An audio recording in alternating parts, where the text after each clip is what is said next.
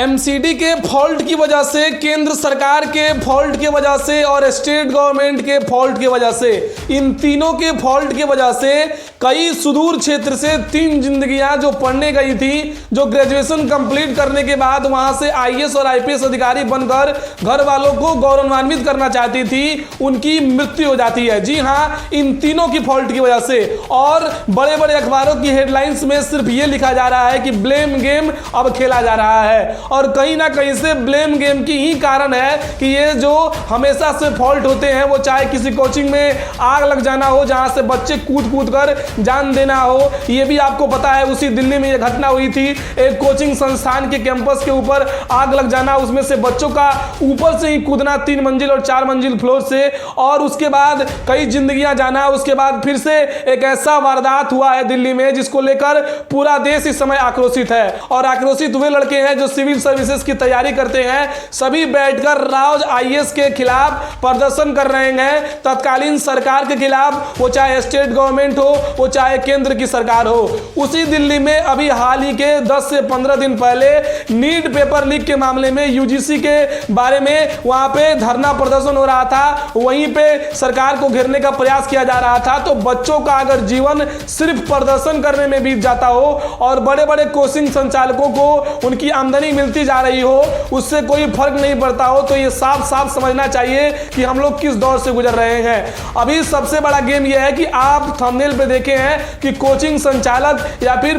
Coaching king, ये विकास देवकृति और अवध ओझा sir हैं। ये दोनों सिविल सर्विसेज की तैयारी कराते हैं, दोनों एक प्रसिद्ध नाम है, लेकिन इन दोनों को काफी टारगेट किया जा रहा है, क्योंकि दिल्ली के राजेंद्र नगर इलाके में राउज आईएएस के बेसमेंट के अंदर, अब वो बेसमेंट अवैध हो या किस तरीके का हो, उस अवैध बेसमेंट के अंदर बच्चों जो पढ़ने जाते हैं, जो लाइब्रेरी है, उसमें 3 बच्चे सिर्फ और सिर्फ किस कारण से, तो नाले के पानी को उसमें भर जाने की वजह से, खराब ड्रेनेज सिस्टम की वजह से, खराब एमसीडी की व्यवस्था की वजह से 3 बच्चे उसी अंदर में, उसी बेसमेंट में डूब के मर जाते हैं। और उसके बाद से लगातार बच्चों का प्रदर्शन होता है राउज आईएएस के खिलाफ। दिल्ली में जिस जगह पे राजेंद्र नगर में प्रदर्शन हो रहा है, उसी प्रदर्शन स्थल के पास से लाइट तक काट दी जा रही है कि बच्चे प्रदर्शन नहीं कर सके। अपने साथियों के मृत्यु के बाद, लेकिन जितने भी उनके दोस्त हैं यहाँ पे, जितने भी सिविल सर्विसेज की तैयारी करने वाले बच्चे हैं, लगातार प्रदर्शन कर रहे हैं। कहीं से भी कोई शंका की बात नहीं है कि यह प्रदर्शन कब तक चलेगा।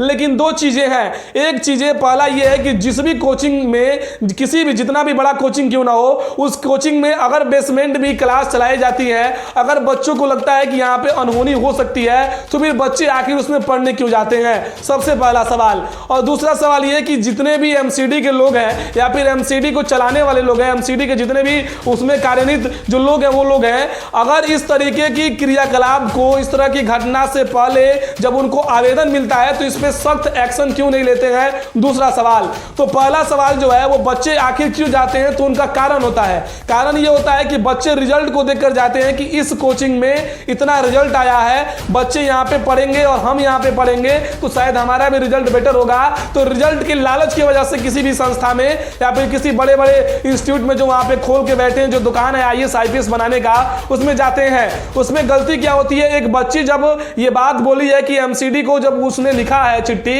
कि देखिए जो पत्र लिखा गया है कि यहाँ पे ये समस्याएं हैं, इस समस्याओं को दूर करना चाहिए, तो क्या एमसीडी के जितने भी लोग हैं उनके कानों में जू तक नहीं रेंगता है? अगर 3 जिंदगियों की कीमत उनके लिए कुछ मायने नहीं रखता है, दिल्ली के एलजी भी वहां पे गए, लेकिन आश्वासन यही दिया कि 10 लाख का मुआवजा दिया जाएगा। क्या जो बच्चे वहां पर पढ़ने गए थे, सिर्फ 10 लाख के मुआवजे के लिए वहां पर पढ़ने गए थे? यही सवाल उठता है, और सवाल सिस्टम से उठता है। दिल्ली के मुख्यमंत्री इस समय जेल में है, एमसीडी में बीजेपी भी रही है, एमसीडी इस समय आम आदमी पार्टी के पास है, लेकिन एमसीडी में किस तरीके से वहां पे क्रियाकलाप हो रहे हैं, किस तरीके से उनका ड्रेनेज सिस्टम है। पेरिस की बात करते हैं कि हम दिल्ली को पेरिस बनाएंगे, नाले की बात करते हैं, यमुना की सफाई की बात करते हैं, एक से एक बड़ा मुद्दा, वो चाहे कोई भी सरकार रही हो, इससे पहले की सरकार रही हो, वो चाहे इस समय केंद्र की सरकार हो, जिसका निगरानी करना जिम्मा है कि सभी चीजों को देखरेख करे। इन जितने भी लोग हैं, सिस्टम के फेल की वजह से आईएएस और आईपीएस बनने वाले छात्र इस समय कोचिंग के खिलाफ धरना पर बैठे हैं, और वे धरना पर बैठे हैं। लगातार इस बात से कहा जा रहा है कि जब तक बैठेंगे,